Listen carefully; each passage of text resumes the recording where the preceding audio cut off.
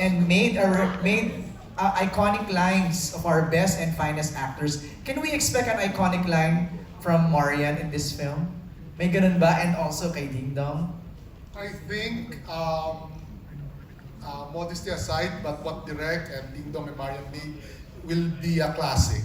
So, that there will be lines aplenty, scenes na imimim natin, and most of all, lessons na ulit-ulitin natin. Baka papanood pa natin sa anak natin. Yes, Ito nga yung timeless, no? Na there will be an Sir Diego. abundance of memorable moments in the film. Yes. Alright. Next question is from the Asian Parent, Philippines. Andito siya. Hello! Hello, my name is Mariel. I'm a content editor for the Asian Brand Philippines. So my question is, ano po yung one thing that you've learned in the movie, making it, na you will carry on in your personal life? So for Marian and Ding Dong po. Isa sa pinakamalinaw na lessons na natutunan ko portraying the character of John is this na syempre may mga bagay na hindi mo talaga pwedeng i-rewind. Imposible mo nang ma-rewind. Kaya make the most of what you have right now. Yung relationships na meron ka, yung mga taong mahal mo, siguraduhin mong iparamdam mo na mahal mo sila. Kasi baka hindi na dumating yung araw na maibigay mo sa kanila yon. So, bago pa magsisi ang lahat, now is the time for us to live more and to love more. Sa mga asawa na busy at mga misis na nahihirapang magsalita sa asawa, walang time. Kung paulit-ulit yung ikikimkim ang lahat at maiipon, sasabog kayo at ang mangyayari ang ending sa relationship hindi maganda. So kung merong pagkakataon at tumitsyempo, kung meron kang nararamdaman na hindi okay, walang masamang diretso yung asawa mo, sabihin mo para maayos nyo agad. Thank you po. My follow-up question po is, ano po yung bago niyong na-discover with each other working together in this film po? The Rewind. May tatlong bagay kasi na nakakatuwa dahil nung nagsama kami nung una, nung 2007, at ngayon ginawa namin itong pelikulang ito, parang halos wala talagang pinagbago. Unang-una, napaka-professional talaga ni Marian. Magmula noon hanggang ngayon, she comes always prepared, she comes on time, tapos minsan nauuna pa nga sa lahat, nandun na siya, ready na, hindi pa ready yung set. So, very, very professional. Pangalawa, alam naman natin kung gaano siya kagaling bilang isang artista. And of course, she gets better and better throughout the years. And finally, kung paano niya tratuhin yung mga tao sa paligid niya. Kasi magmula noon hanggang ngayon, ganun din. She makes sure that she respects and she loves everybody on the set. Kahit hindi ako, kahit yung mga hindi niya talagang ka-close, pare-parehong trato, pare-parehong pagpapakita niya ng pagmamahal. In fact, grabe yung pagpapakain niya sa amin. Busog kami. Doon ako nagulat kasi everyday talaga ginugulat niya ako sa menu na pinapadeliver niya. May mga delivery dyan na, uy, bago na naman. Pero favorite ko yung shawarma rice. Pero anyway, yun, halos wala talagang pinagbago. Kaya nakakatuwa. Kumbaga yung pakiramdam ko noong una kami nagsama noong 2007, parang nanumbalik. And much more now na we're sharing something extra special together through this film. Okay. Alright, maraming salamat. Let's proceed now to Alan Sancon. Alan, hi! Hello po. Good afternoon, everyone. Good evening. Congratulations sa trailer. We are moved with the trailer. Yung trailer pa lang. At nakita namin dun pa lang sa trailer na talagang pang-acting awards na yung inyong acting. Especially itong, nakita ko yung dun sa may casket, di ba? Na talagang breakdown ka. So, ano lang masasabi niyo, reaction niyo na parang pang best actor, best actress sa MMFF yung inyong acting for this Rewind? Sa akin po, isang malaking karangalan na maisabuhay itong script. Lalong-lalo na magawa ko ito together with very, very good actors and such brilliant creative people under the helm of Direk May. Lalong-lalo na kasama ko pa yung asawa ko. Lahat na yun higit pa sa sapat. Kaya kung ano man po ang dumating, talagang nasa Panginoon na yun kung ibibigay ko.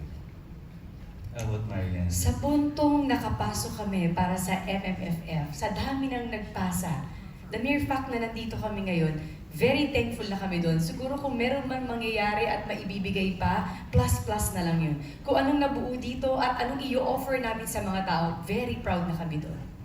Thank you. Yung second question ko, kasi parang sinabi kanina kung ano yung mga pagbabagong nakita nyo during the time na nagsimula kayo and then ito na nag-reunion kayo.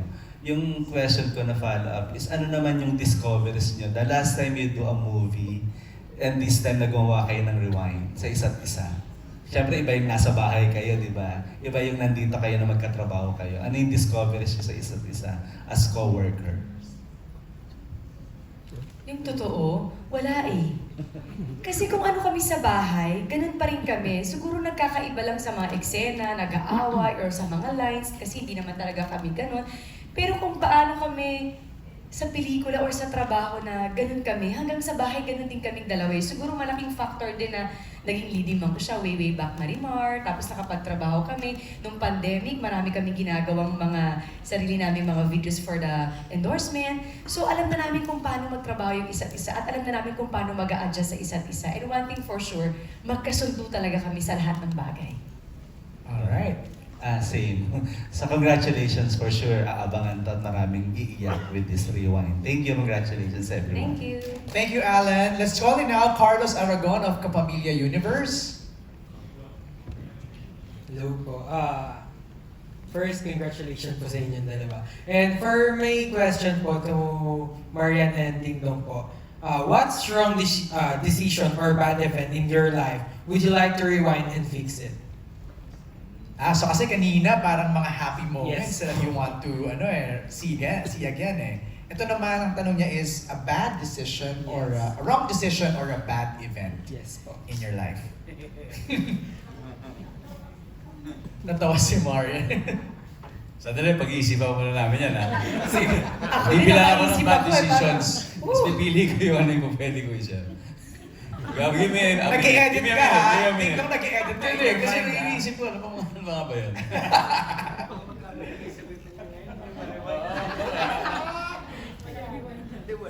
Babalikan ka namin. Ayan. Pero tayong dalawa na lang ha.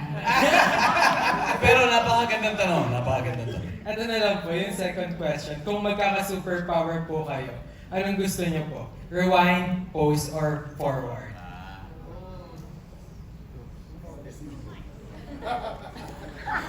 Ewan ko sa'yo, Joros. Kung model daw kayo, pause. Hindi, definitely rewind. Rewind talaga. Kasi gusto mo kang balikan yung bad decisions na yun. Kung ano man yun. Diba? So, para magawa mo siya ng tama. To Marian. Rewind din. Kasi kapag nangyari na, tapos na sa forward, pwede mo madaliin. At pag gusto mong tumigil, pwede kang tumigil anytime. Pero yung rewind, mahirap yun. Pero parang gusto ko yung post model. O ayan, binato ko na ha, para tapos na. Ito, last question na lang po. Sa inyo pong lahat, ano po yung mamimiss nyo na, yung lahat, during shooting po, sa paggawa nitong rewind, ano po yung mamimiss nyong bonding or what? Okay, anybody who wants to answer that? Ano kami miss nyo? Bonding moments. Na-mention kanina ni Dong. Daming pagkain, no? Si Marian. Ariel. Mas dinami-dami ng pinagagawa kong pelikula. Ito yung parang continuous fiesta. Kainan na kainan. Talagang happy kami. Parang araw-araw may birthday. Sumama kayo sa grupo ito. Usog kayo. Ako po, first ever kong makaka-work si Marian. Tapos yung role pa. Si Dong kasi naka-work ko before for the, how many months. Tapos barkada pa ni Marian. So parang ako, oh my God, syempre yung mga utak, yung una ng mga bagay na i-worry ko about was yung rapport, yung parang syempre, wala kaming chance na enough time to bond together. But, yun nga, siguro nasabi din nila na kwento naman yung spirit or atmosphere ng aming pagtatrabaho ay very, very light. Kumbaga, contradicting dun sa drama or yung heaviness or intensity ng pelikulang ginagawa. But, lahat, feeling ko yung magkakadikit na yung mga bituka natin, librihan ng librihan, very generous set. Although, wala akong ambag pa doon.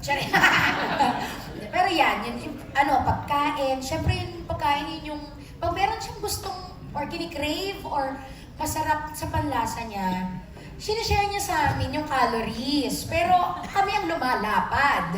So kami naman, syempre, tanggap. Oh, and yan, laging masaya, laging masarap yung hinihahandog niya. Pero kidding aside, syempre yung sasabihin ko man na bitin, pero very memorable yung each and every time na merong eksena yung Friends. Kasi parang naging automatic. Hindi siya like yung pilit, kapag natatawanan kami in between. Yun yung pinakamasarap, yung in between takes. Kasi yun yung nagkwento kami ng totoong mga snippets ng buhay namin. And I think nagkakaroon ako personally, nagkakaroon ako ng kung paano sila, yung dynamics niya as a mom, dynamics niya as a friend. And yun, totoo lahat yun na naramdaman ko, yung mga kwento rin ng mga friends na naka-work sila together. So yeah, thank you pa. Alright, thanks Bia. From this side, meron ba? Joros? Yung actually si Marian, yung character niya parang ganun sa totoong buhay, give-aholic din siya. Sila ni actually ni Dong, give-aholic, nabanggit nga kanina.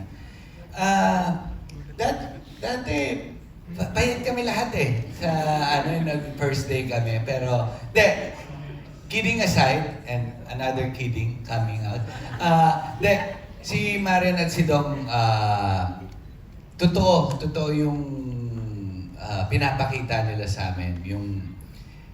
Kasi,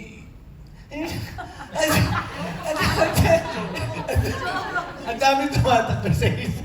Tuwa ka naman. Kung ano yung nakikita nyo sa amin ngayon, ganito rin kami sa set. Nagre-reflect din kasi sa trabaho mo kung paano kayo off-cam Kumbaga nakakatulong yun. So, ayun, ikaw may sabihin nga. Sige nga si Jordan. Jordan, ano bang hindi mo makakalimutan sa set? Lagi po yung binibigay na sweet si Tita Maria. Oh. Parang malapad na po ako dati, pero mas lumapad ako.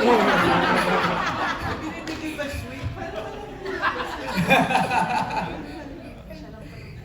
Dami ko nauuwi ng Persian po, tsaka lagi ko po na-enjoy yung before shooting po and after shooting po yung mga tawa po. Wow, nag-enjoy naman. Direct, malaking tulong ba yun? Na ganun yung sinasabi nila na it's a happy set. So naging madali yung yung workflow ninyo sa set? Yeah, of course. I mean, kahit ano namang project, basta magaan, basta yung mga kasama ninyo ay lahat magaan kasama, gumagaan yung trabaho, parang dumadali. It was a very happy set, it was a very light set. And of course, ang laking bagay kasi that, syempre our leads are the ones, din syempre sila yung they take the lead also. Napakabukas nila. Open na open to everyone, not only to the other cast members, but also to the staff. Kinento nga niya, sabi niya nung start daw ng shoot, lalapit yung staff sa kanya. Miss Marian, ganito, Mas Marian. Nung mga padulo na, ate, parang sumobrang komportable na. Tapos meron ng lumalapit sa kanya na staff, gusto nang palitan si Dong. Pero yes, it is a very light set. Masaya. Kaya, like what you asked, ano yung mamimiss? It's the rapport, yung pagsasama. Kasi parang naging pamilya kami even for a short while. At of course, ang calories, my belly, Mrs. Yan. My double chin, Mrs. Yan. Sa pagpapakain niya. As in, I think I lost 2 pounds already dahil hindi namin nag-shoot.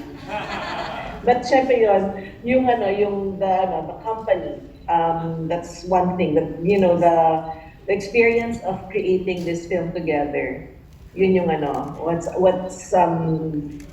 what I miss about the project. Alright, thank you Direct May. Let's move now to Christian Rebaño of Was